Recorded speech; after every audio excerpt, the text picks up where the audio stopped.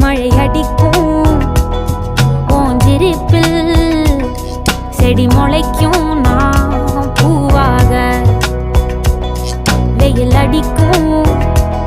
நாள் வரைக்கும்